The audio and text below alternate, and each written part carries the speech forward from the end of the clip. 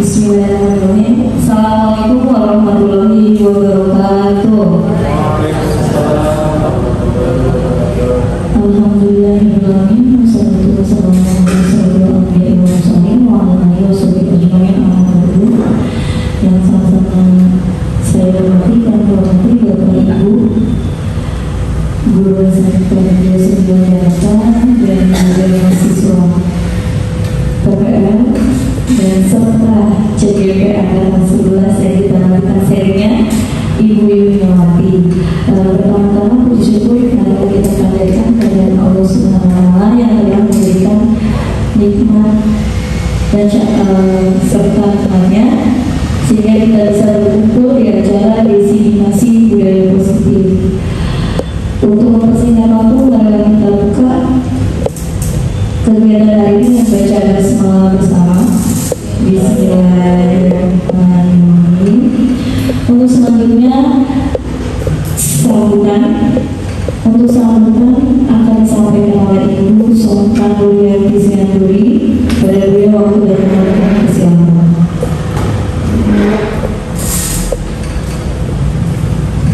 Terima kasih kepada pembawa acara. Selamat siang Bapak Ibu sekalian. Bersyukur kita pada siang hari ini kita masih diberikan dengan kuasa kesehatan dalam acara kegiatan diseminasi budaya positif oleh salah satu rekan kita yaitu Ibu Yuniawati, calon guru penggerak angkatan 11 SMK Negeri 29. Kita tahu bahwa diseminasi ini adalah cara meluaskan kepada masyarakat apa yang menjadi tujuan, cara agar setiap orang yang mendengar berubah pola pikir dan akan melakukan suatu tindakan yang berubah lebih baik. Itu adalah diseminasi. Berbeda dengan sosialisasi. Kalau sosialisasi itu hanya memperkenalkan kepada masyarakat agar masyarakat itu paham. Sementara diseminasi bagaimana Ibu Yuniawati menyampaikan sebuah proses peneluasan kira-kira budaya positif seperti apa yang disampaikan nanti pada kita semua, yang mana tujuan daripada diseminasi ini adalah memperkenalkan bagaimana tata cara, proses, dan bisa merubah pola pikir kita semua untuk melakukan perubahan. Semoga Ibu Yuniawati sukses ke depan sebagai CGP Angkatan ke-11 dan semoga kegiatan diseminasi budaya positif ini kepada Ibu sebagai guru penggerak Angkatan 11 dan kami semua guru SMK Negeri 29. Terima kasih, semoga sukses. Selamat siang.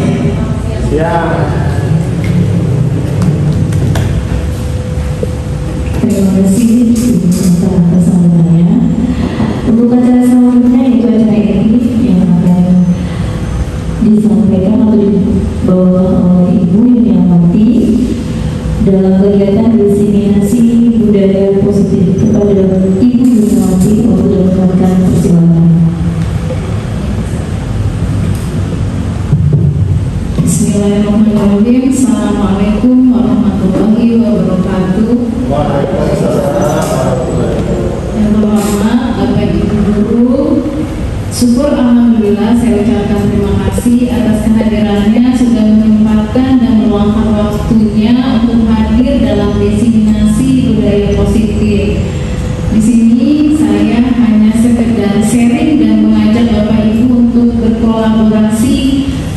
Apa yang saya sampaikan adalah apa yang saya sudah dapatkan selama pendidikan guru penggerak.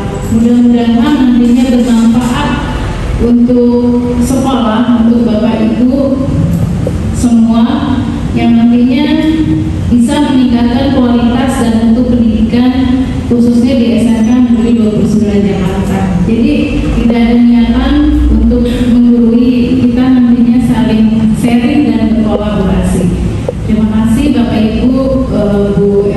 Asia, Bu Asripa, Bu Sonta, Bu Min, Bu Nina, Bu Dia, dan Pak Win, serta Pak Adan yang sudah menyempatkan dan meluangkan waktu. Perkenalkan,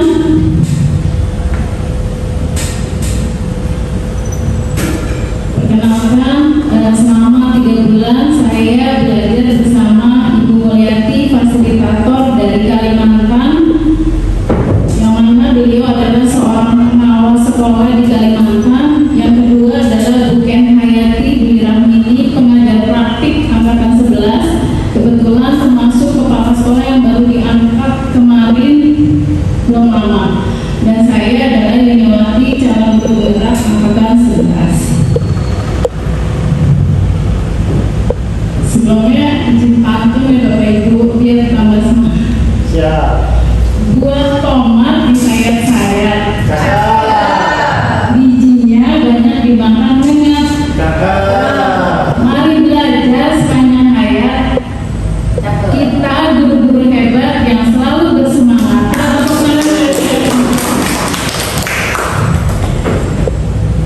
Ini nanti yang akan saya sampaikan adalah konsep inti budaya positif, yaitu perubahan paradigma belajar, disiplin positif, nilai-nilai kebajikan, kebutuhan dasar manusia, motivasi perilaku manusia, posisi kontrol guru, keyakinan kelas, dan segitiga restitusi. Di sini adalah gambar apa Bapak Ibu? Tadi. Sawah padi ya. Bisa Pak Adam jelaskan dari gambar itu hikmahnya apa Pak Adam? Baik, perkenalan diri dulu bagaimana? Boleh. Ya, Assalamualaikum warahmatullahi wabarakatuh. Perkenalkan, nama saya Abu Fajar, mengajar mata pelajaran pendidikan sejarah. Di sini bisa kita lihat betapa pentingnya kita menghargai yang namanya pertanian. Karena dari padi ini orang-orang Indonesia bisa menikmati yang namanya kebutuhan pokok. Dan dari padi ini juga kita dapat mengambil ilmunya, semakin berisi ilmu seseorang itu semakin menurun. Dan begitu juga kebutuhan kita. Dilihat dari gambar pertama, dimulai dari yang namanya mengambil yang namanya tanaman-tanaman yang disendiri supaya padinya bisa tumbuh menjadi apa yang diharapkan oleh petani. Jadi kita sebagai pendidik di sini, sebagai pengajar, kita harus menghargai bagaimana padi itu bisa kita nikmati, dan begitu juga di sekolah kita bisa menjadi yang terbaik buat peserta didik kita. Mungkin itu.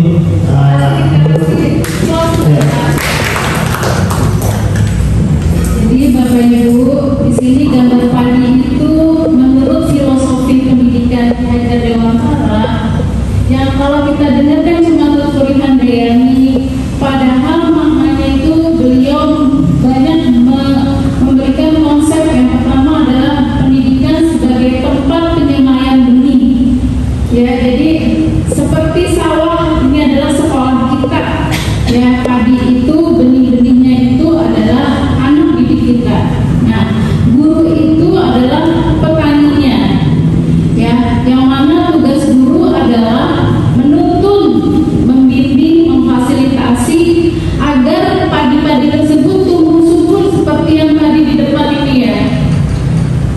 Jadi di sini padinya hijau terus tumbuh menjadi beras yang nantinya akan dimakan. Nah, tugas petani adalah menjaga dari hama penyakit, terus memberinya pupuk, mengasihnya air. Itu ibaratnya seorang guru seperti itu Bapak Ibu. Kata pemikiran Ki Hajar Dewantara. Nah, tugas guru adalah menuntun dan berpihak kepada murid. Yang selama ini kita dengar yaitu menghamba kepada murid. Bukan berarti kita menghamba seperti seorang raja atau Tuhan ya. Bukan gitu, tapi kita berpihak pada murid.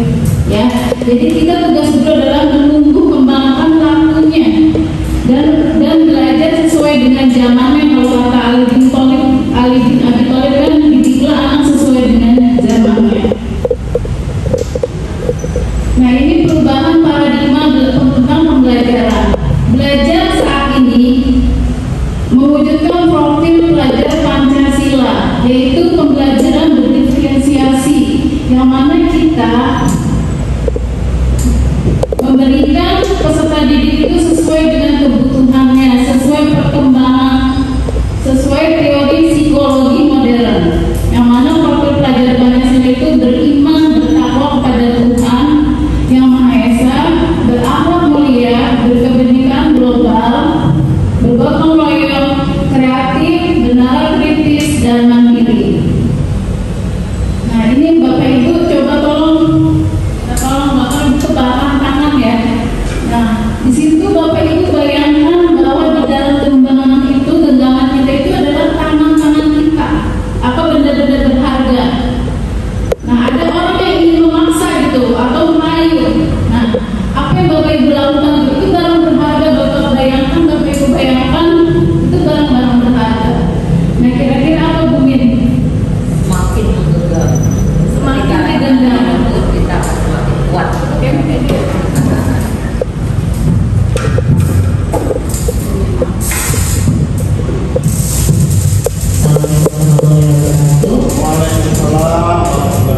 Seperti yang Bu Yuli tadi tanyakan, apa yang terjadi kalau tangan kita memegang sesuatu yang sangat berharga, kemudian direbut oleh orang lain, maka refleks saya adalah semakin memegang erat tangan saya dan tidak terlepas, semakin melindunginya supaya tidak terlalu merasa. Itu saja jadi. terima kasih Bu Min ya. Terima kasih buat Bu Min. Ada yang mau pendapat lain?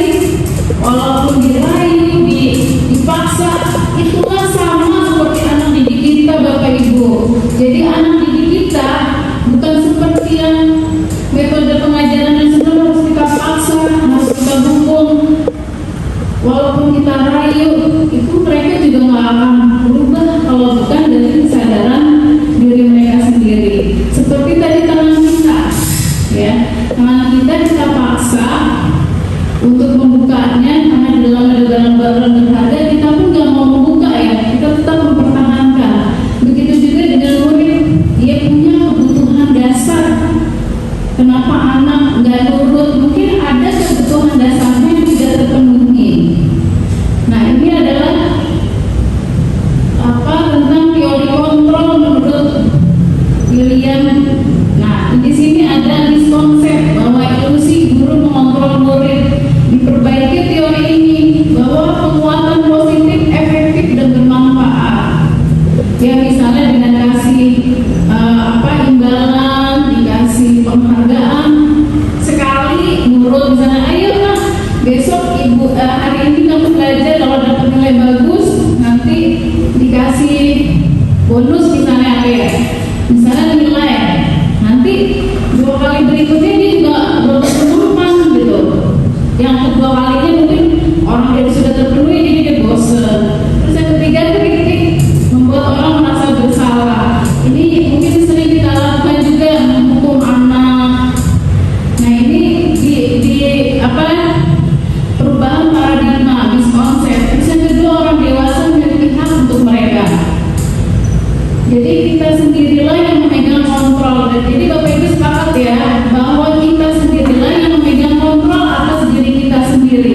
Begitu pula dengan murid, ya muridlah diri sendirinya yang punya peran untuk dia membuka atau menutup.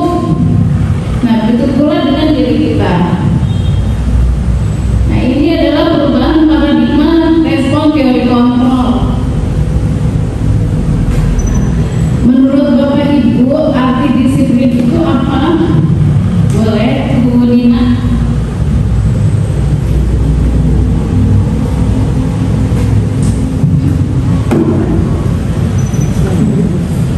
Disiplin itu seperti masuk sikap atau perilaku yang terjadi dengan tidak sendirinya, tapi merupakan satu proses, sehingga sikap itu dalam disiplin ini adalah sikap yang mungkin positif ya, misalnya tepat waktu, dia mengambil waktu dan setiap pendidikan tugas ataupun permasalahan yang diberikan oleh guru yang akan melakukannya juga dengan tanpa terpaksa, karena sudah menjadi suatu kepribadian atau menjadi suatu kebiasaan.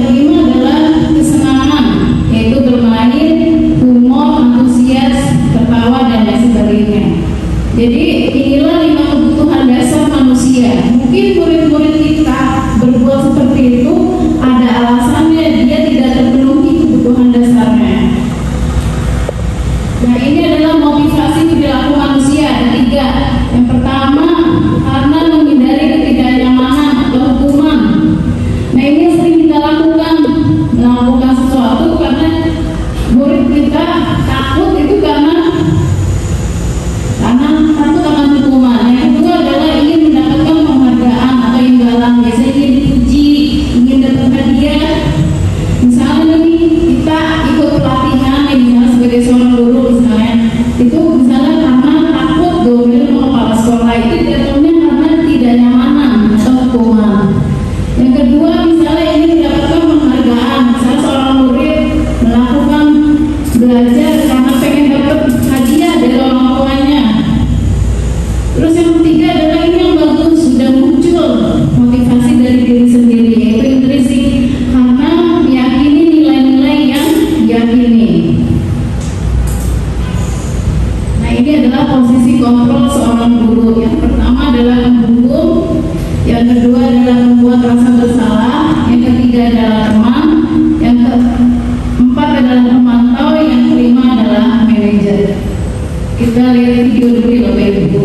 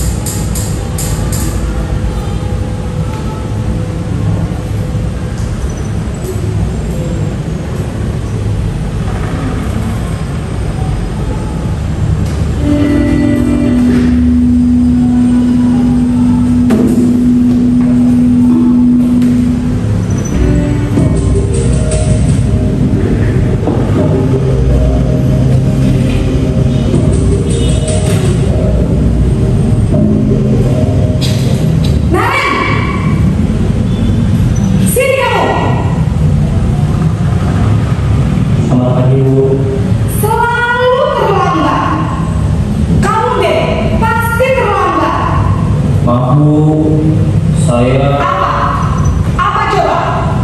Alasan kamu apa lagi? Kapan sih kamu tidak terlambat? Malas sekali ya kamu jadi anak. saya Dasar pemalas. Gak kapok-kapok sih kamu. Sudah berapa kali terlambat? Sana, kamu keliling lapangan basket 2 kali. kenapa saya harus keliling lapangan basket, Bu? Kenapa? Kamu melawan ibu. Berani-beraninya jawab. Sudah terlambat, masih berani jawab enggak? Sekarang keliling lapangan basket 5 kali sekalian. Biar kapok. Cepat. Pergi sana ke lapangan basket. Jadi ini yang untuk ya Bapak Ibu. Yang kedua adalah sebagai pembuat rasa bersalah.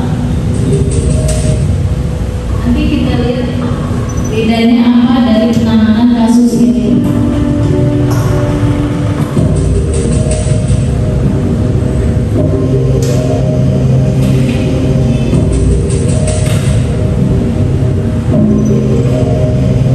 Naren!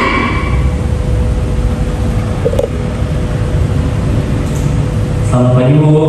Naren! Kamu kenapa terlambat lagi, nak? Ya Tuhan, Naren. Kamu senang ya bikin ibu susah ya? Kalau kamu terlambat lagi, nanti ibu yang ditegur bapak kepala sekolah, nak. Disangka ibu tidak bisa membina kamu. Duh, gimana ini? Maaf, Bu. Duh, Gusti Naren. Kamu suka ya kalau ibu tegur bapak kepala sekolah? Terus, sekarang ibu harus tulis apa ini di buku absen? Ini kamu sudah sering terlambat loh. Ibu harus apa coba? Maaf, Bu. Maaf sekali. Ya sudah, lain kali jangan bikin ibu susah lagi anak ya. Ibu tidak akan kuat lagi kalau kamu begini terus. Bisa jantungan kalau ibu tegur bapak kepala sekolah. Sana cepat kelas. Maaf ya, Bu. Maaf sekali.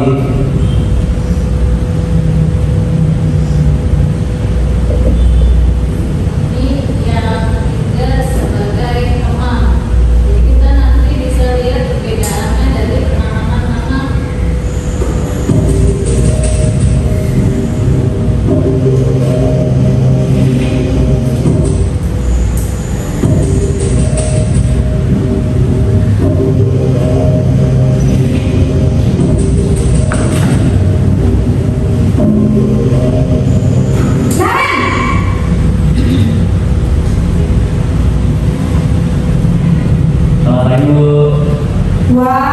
sudah jam berapa ini nak? Terlambat lagi ya sayang. Iya Bu, habis ibu saya lupa bangunkan saya Bu. Kamu malah menyalahkan ibu kamu. Kamu bukannya akan yang paling kencang. Kok terlambat sih? Iya Bu, saya memang terlambat bangun tadi. Jadi biarpun saya kencang, tetap gak kencang Bu. Ya sudah sana, nanti lain kali larinya lebih kencang lagi ya. Biar gak terlambat lagi. Bikin seneng ibu, demi ibu. Bisa kan? Bisa Bu. Ya sudah sana masuk kelas. Ibu beresin urusan absen kamu. Kamu ini ada-ada saja. Yang ketiga ini adalah sebagai pemantau. Bapak Ibu nanti bisa melihat perbedaannya.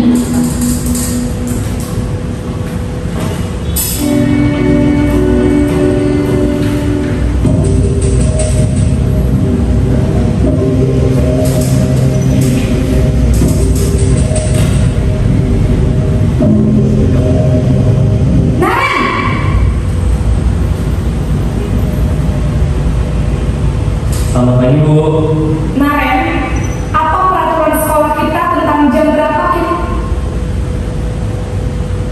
harus masuk sekolah nak? Kita harus di sekolah jam 7 Bu. Iya betul, sekarang sudah jam 7.20. Naren sudah tahu konsekuensinya jika terlambat hadir.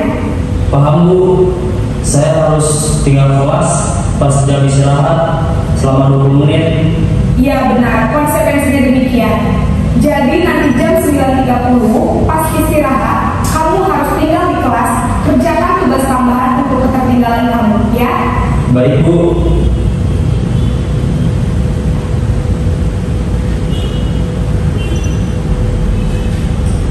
Ini yang ketiga adalah posisi manajernya paling ideal.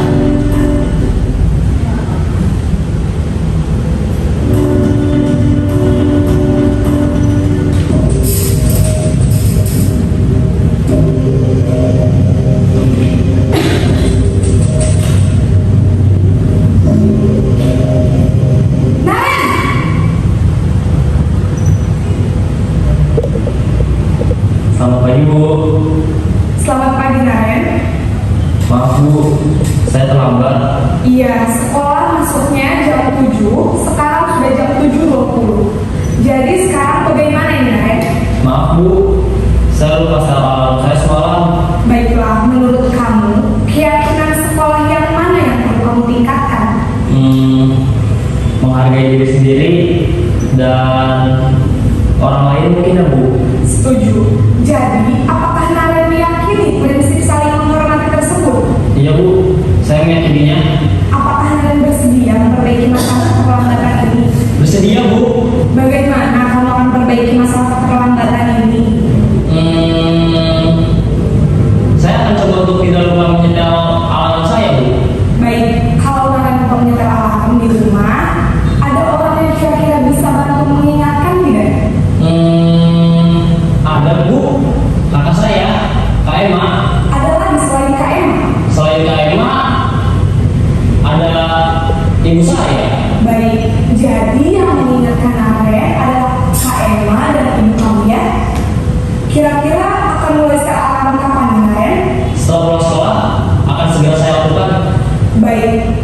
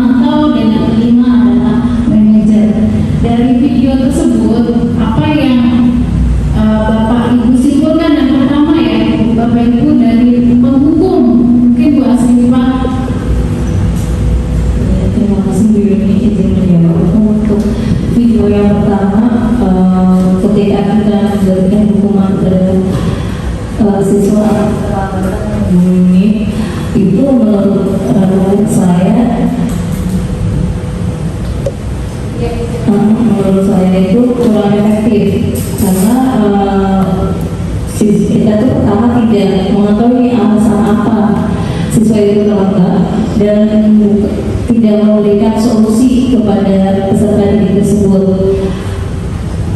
dan tidak menutup kemungkinan siswa tersebut akan terlambat lagi hari-hari berikutnya.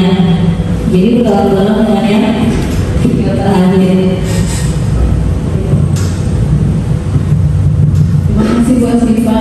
Jadi penghukum itu yang tadi garis besarnya adalah guru tersebut menghukum, ya udah kamu lari sana dari lapangan, itu model tipe penghukum. Yang kedua adalah pembuat rasa bersalah. Kemudian bisa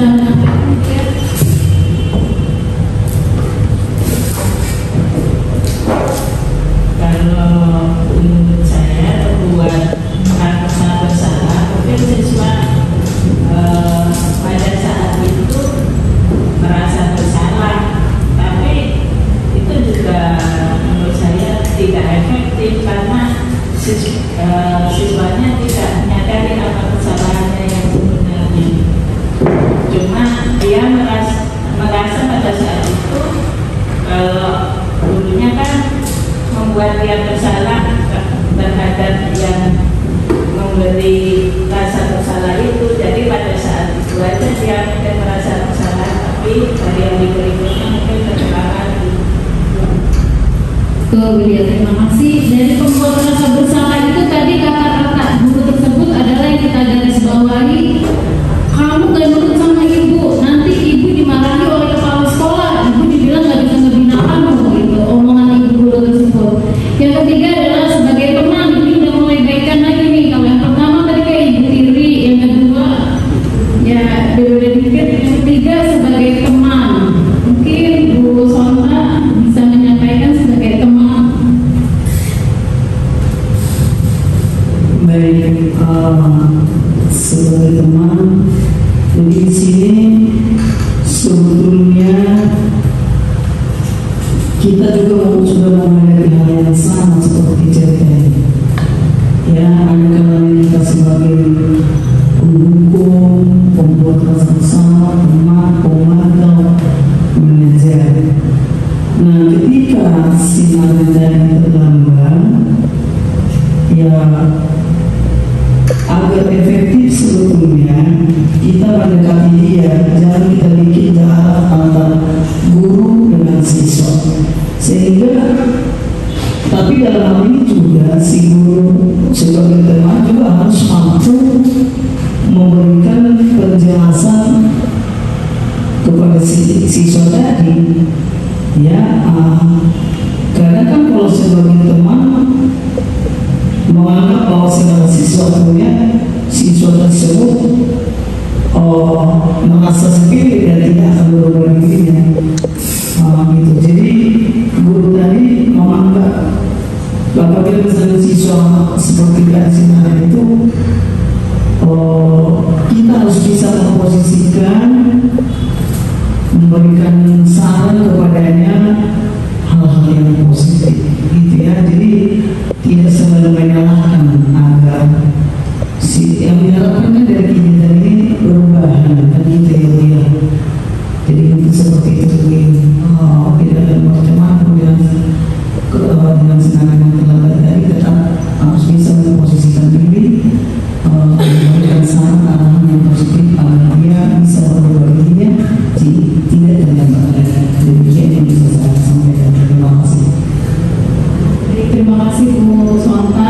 Ya, sebagai teman tadi kata-katanya bisa kita garis bawahi adalah mengucapkan, kamu lakukan dong, dan ada baikkan nih naik level, kamu berubah dong dari ibu, tapi dari ibu nanti kalau ibu gurunya nggak ada di sampingnya dia lakukan lagi. Jadi kata-katanya tadi seperti itu. Yang keempat adalah sebagai pemantau, ini udah naik level lagi sebagai pemantau. Mungkin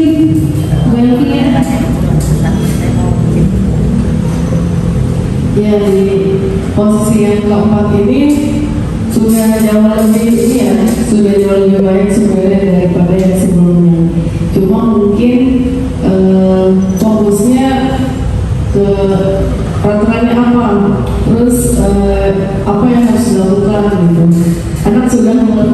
lalu cuma tidak ada apa ya saran perbaikan apa yang harus dilakukan nih biar tidak terlambat lagi gitu. Jadi oh ya udah kalau sudah tahu telat oh ya udah konsekuensinya seperti ini gitu. Jadi sebenarnya anak udah tahu saya telat ya, anak juga sudah bisa menerima konsekuensinya seperti ini gitu. Namun belum ada bagaimana ya caranya si anak ini bisa mengetahui besok agar tidak terlambat lagi. Terima kasih Bu Elvia. Jadi sebagai pemantau, anak mulai diajak diskusi, dikasih tahu ini konsekuensinya kalau kamu terlambat. Yang kelima, ini adalah sebagai manajer, mungkin Bu Siti Hadinda.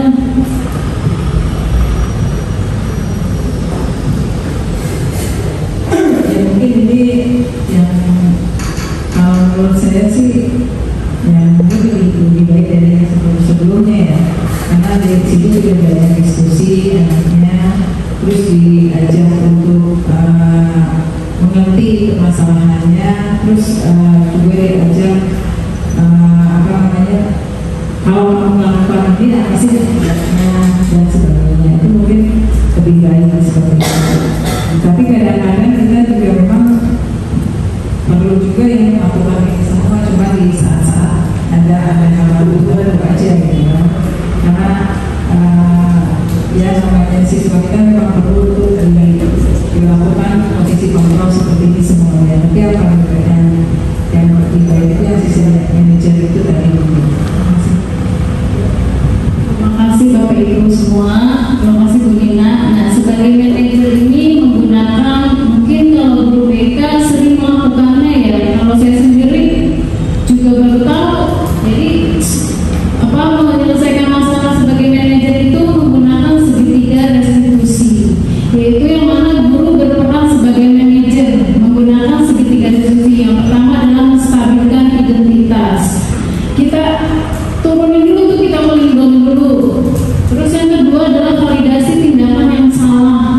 Kita kasih tahu bahwa tindakannya salah. Kita nggak menguatkan kesalahannya dia, tapi kita kasih tahu bahwa tindakannya salah. Yang ketiga adalah menanyakan keyakinan, sehingga nantinya murid ketika punya permasalahan atau kasus, muridnya menjadi murid yang mandiri terhadap masalahnya dan tanggung jawab, yang nantinya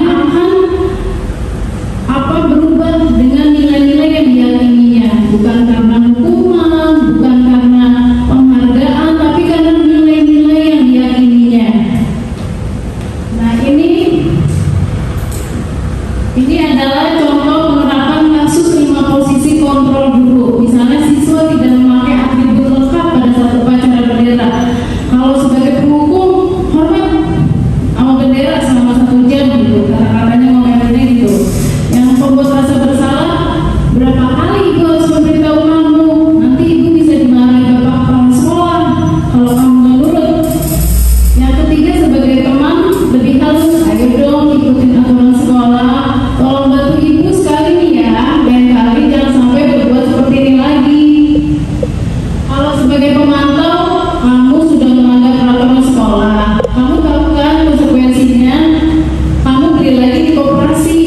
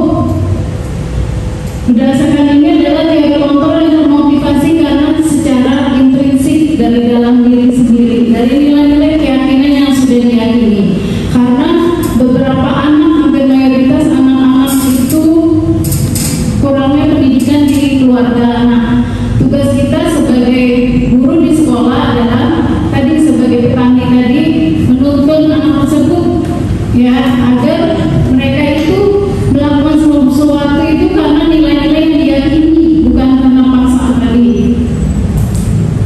Jadi misalnya apa sih kita percaya tentang keyakinan yang ada, kita ajak diskusi dulu.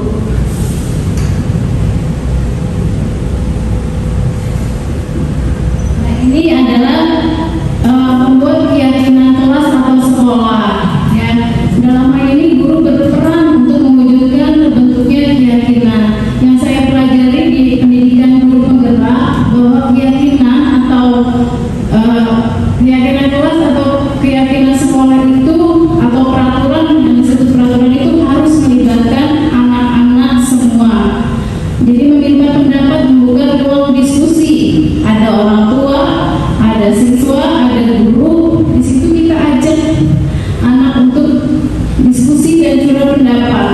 Misalnya kalau saya buat adalah keyakinan kelas di kelas, itu berupa kalimat positif yang berisi nilai-nilai kebajikan universal, mudah diingat, dipahami, dan konsisten diterapkan. Nah, ini adalah keyakinan kelas di mata pelajaran saya untuk pemrograman sistem berdiri. Jadi anak diberikan curah pendapat. Ya, jadi diminta pendapatnya apa sih keyakinan kamu. Nah, ini anak-anak menempelkan menggunakan stigma. Dari sini kita bisa menyimpulkan dengan bahasa-bahasa positif. Jadi tidak boleh kata-kata negatif yang nanti mudah diingat oleh anak-anak. Misalnya ini tentang hadir, mengumpulkan tepat waktu, kerjasama, saling bekerja sama. Jadi tidak boleh ada kata negatif, misalnya tidak boleh menggunakan HP, tidak boleh. Jadi di sini bahasanya penggunaan HP gadget di kelas hanya untuk tujuan pembelajaran dengan izin guru. Misalnya itu tentang keyakinan sekolah. Jadi beda ya antara keyakinan yang kita tahu hukuman, konsekuensi, dan restitusi. Kalau hukuman itu adalah tiba-tiba, misalnya anak gak mengerjakan PR, kita hukum. Misalnya suruh lari jalan jongkok, itu zaman dulu kayak gitu, itu hukuman namanya. Kalau konsekuensi ini rencana disepakati sesuai peraturan. Jadi kita sudah buat aturan misalnya tentang menggunakan pakaian atau hadir jam 7. Kalau misalnya mereka anak-anak nggak hadir jam 7 atau terlambat dengan setengah 7, datangnya jam 7, nah anak tersebut konsekuensinya misalnya membersihkan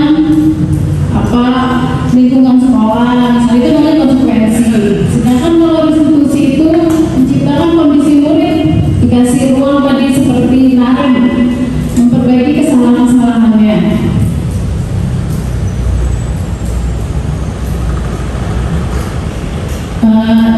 Mungkin itu saja.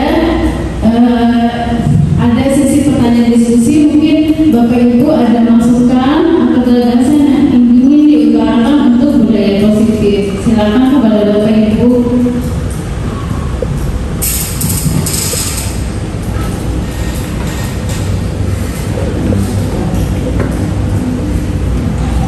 Ya, izin di sini mungkin saya menambahkan terkait tentang budaya positif.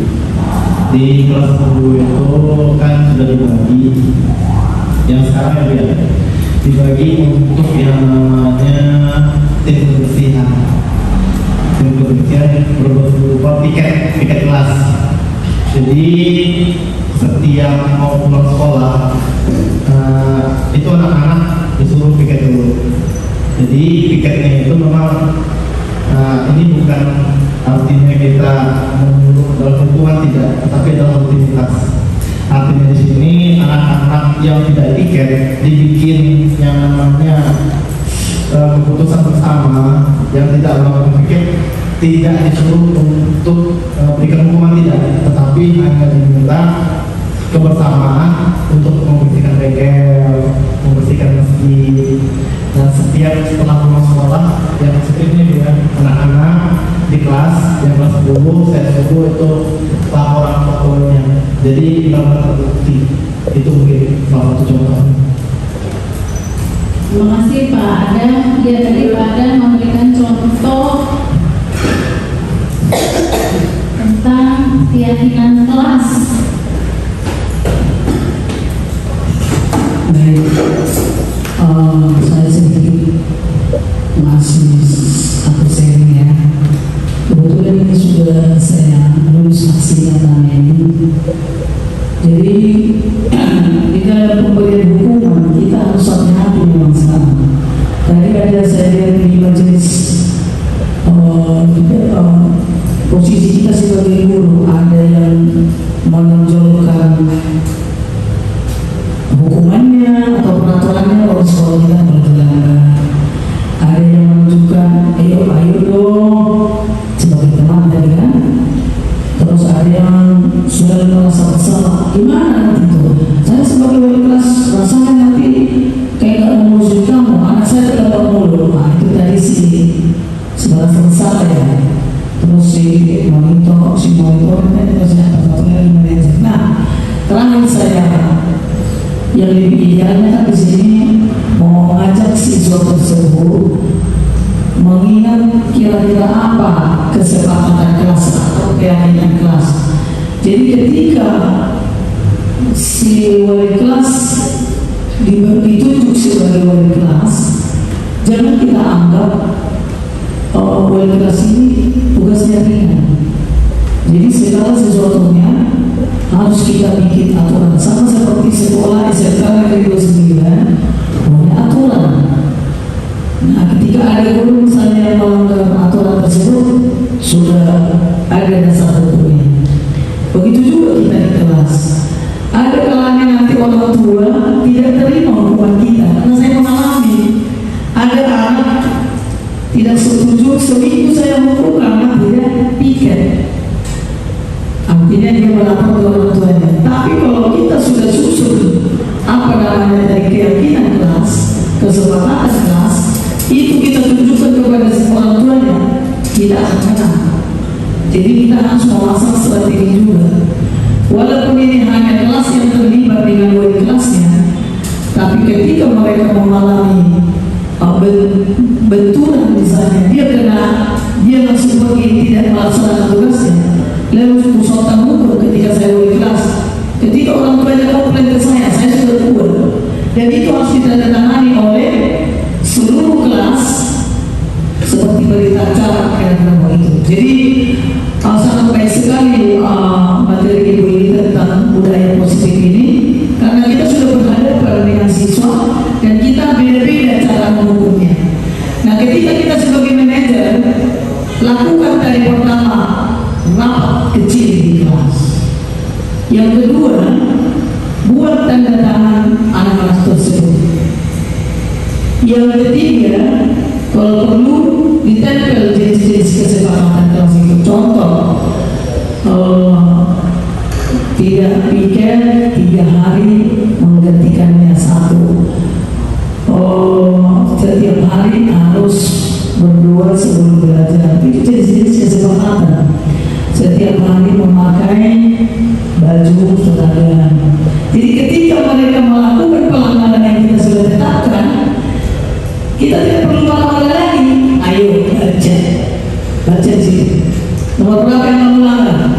Nomor 3. Apa itu? Tidak melakukan piket 3 hari besok. Kita tidak perlu marah. Orang tua komplain, silakan ada di tempel di kelas. Seperti itu kira-kira. Jadi ketika kita jadi manajer, pertama ajak anak rapat, yang kedua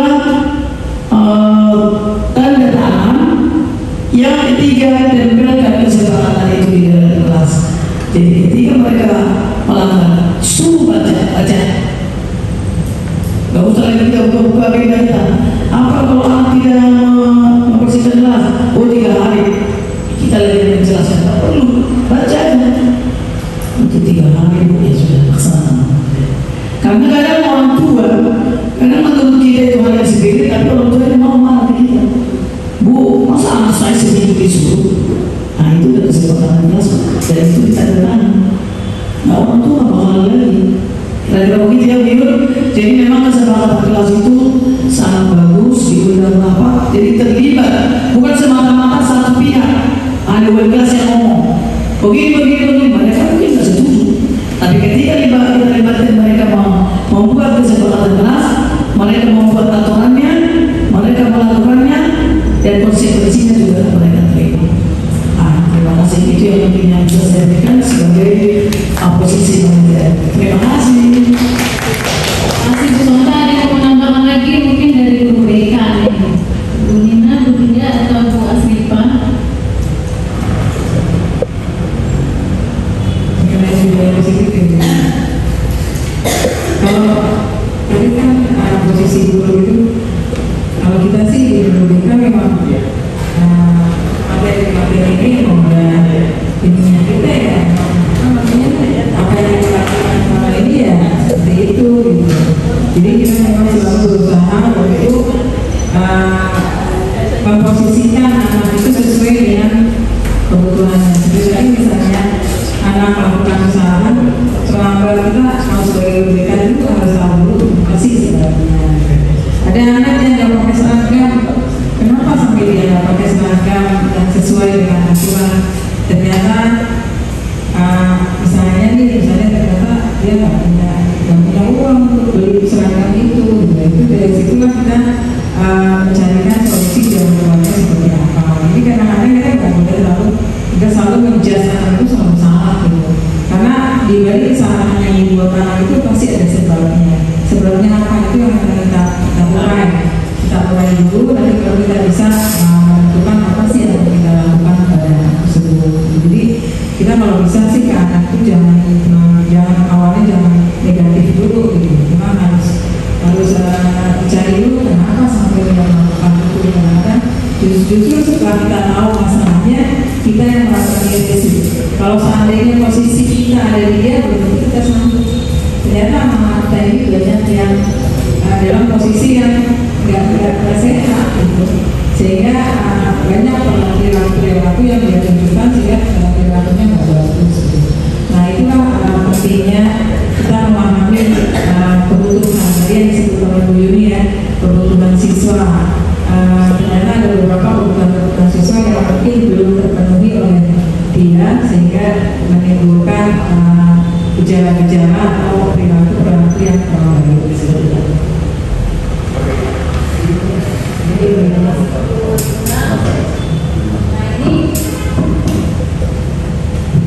Ada lagi guru BK ya yang menyampaikan atau memberikan tanggapannya, kemudian ya baik. Jadi dari pembahasan tadi bahwasannya ketika murid melakukan kesalahan tadi kita kembali lagi berpihak kepada murid ya, kita tanyakan dulu mungkin ada kebutuhan dasar yang tidak terpenuhi. Misalnya ada anak yang lagi belajar berisik, nah mungkin kebutuhan dasarnya yang belum terpenuhi, yaitu misalnya dia kurang kasih sayang, cari perhatian mungkin tuh, atau ada murid yang terlambat, mungkin ada kebutuhan dasar yang tidak terpenuhi. Misalnya kalau terlambat kesiangan itu ada kebutuhan dasar yang kesenangan, anak main HP di rumah. Nah tugas guru meluruskan tadi menggunakan segitiga institusi. Mungkin itu saja Bapak Ibu. Sedikit lagi mungkin Bu.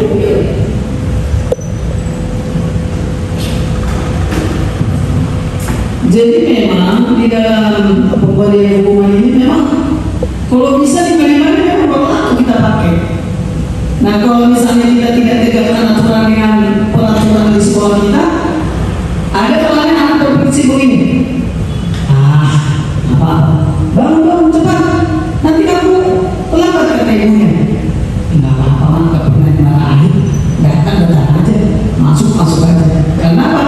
Karena tidak ada posisi si penghukum. Jadi ada kalanya dalam hal tertentu si penghukum itu harus ada. Terus yang kedua, jadi ada kalanya dia malu disuruh keliling lapangan. Tapi kalau nggak ada kita kasih konsekuensi atau tindakan, ya mungkin besok datang jam 7, besoknya 7.15, besoknya jam 8. Hanya ada kan sekolah 1, 2, 3. Datang jam 1, istirahat jam 2, pulang jam 3. Jadi dalam hal tertentu semua ini saya oke-oke saja. Tapi memang seperti yang dibilang Bu Dina, kita kembali kepada permasalahan kebutuhan dasar yang belum terpenuhi. Kenapa mereka melakukan itu? Itu tidak semua juga. Tidak semua orang yang terlambat itu kebutuhan dasarnya terpenuhi semua. Ada siswa satu, siswa saya seperti itu dari Ciledug, jalan enak, orang tua berada, tapi terlambat mulu. Nah, jadi dalam hal ini kita harus mengenal jenis-jenis karakter dan kepribadian siswa. Tapi memang seyogianya atau sebaiknya kita sebagai orang tua dari harus mengenal anak, kita lakukan sebagai manajer. Sebagai manajer itu tadi, ayo kesepakatan kelas kita, ayo apa? Nah, mudah-mudahan perubahan bisa kita lakukan. Jadi dalam hal-hal tindakan apapun ada, makanya di KPKW pun kita ada SP1, ada SP2, ada SP3, ada kekeluargaan. Udah nggak satu lagi masuk ke ranah hukum, PHK, kira-kira begitu. Jadi ada memang dihindari sekarang hukuman fisik tidak boleh, ya kan? Hukuman fisik tidak boleh. Kita harus menentukan dua hati yang itu. Lebih baik kita masuk ke ranah hatinya. Kenapa sih terlambat? Bagaimana sikap hati kalau jadi orang kerja? Nah, kadang-kadang mungkin begitu. Kalau kita marah-marah, emosi-emosi ada artinya juga. Mereka membenci kita dan mereka menuntut ada perubahan. Jadi kita masuklah ke dunia hatinya. Gitu ya? Oke, terima kasih. Terima kasih Bu Sonta yang sudah menanyakan bahwasannya sejatinya guru itu seperti manajer, katanya idealnya seperti itu. Tapi memang prosesnya pelan-pelan. Katanya itu dimulai dari penghukum dulu, nanti naik lama-lama naik level. Sejatinya kita sebagai manajer, cuma kadang-kala memang emosi hati jiwa ini namanya guru juga manusia. Jadi dalam menangani anak, makanya memang butuh kesadaran. Jika menggunakan segitiga restitusi, anak berulang lagi, katanya memang harus berulang lagi sampai berkali-kali. Itulah seperti di petani padi yang sabar merawat padinya,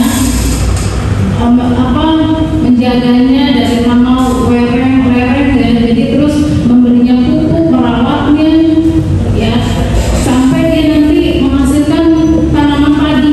Jadi itulah seperti kita seperti petani padi, dan jangan memaksakan tanaman padi itu tumbuh jadi jagung. Nah, manusia juga sama, murid kita juga tidak kita paksa padi jadi jagung. Nah, manusia juga karena tadi punya sudah bawaan kodrat alam dan zamannya. Dan itu tadi kita dalam menangani anak semua harus berulang bahwa anak itu bermuara dengan kebutuhan dasar yang tidak terpenuhi. Baik Bapak Ibu, terima kasih atas kehadirannya. Saya di penutup ngasih pantun lagi. Jalan-jalan kayak Bapak Bima. Mereka pulang pergi naik kereta. Ayo guru hebat bekerja sama. Mari kita antar anak menggapai asa dan cita. Terima kasih Bapak Ibu. Saya sebagai calon guru penggerak, mudah-mudahan Bapak Ibu semua juga bisa mengikuti proses pendidikan calon guru penggerak, yang mana ilmunya banyak sekali yang didapat untuk kita terus memperbaiki diri kita, untuk meningkatkan kualitas kita sebagai profesional, sebagai seorang guru. Nanti katanya September ini dibuka pendaftaran calon guru penggerak. Untuk usia 40 ke atas juga katanya diberi kesempatan. Mungkin saja dari saya. Assalamualaikum warahmatullahi wabarakatuh. Waalaikumsalam warahmatullahi wabarakatuh. Kita kasih aplaus sekali ini. Masya Allah. Ini untuk penutup saya juga punya mangkuk gini. Ke Bekasi sama si Ani.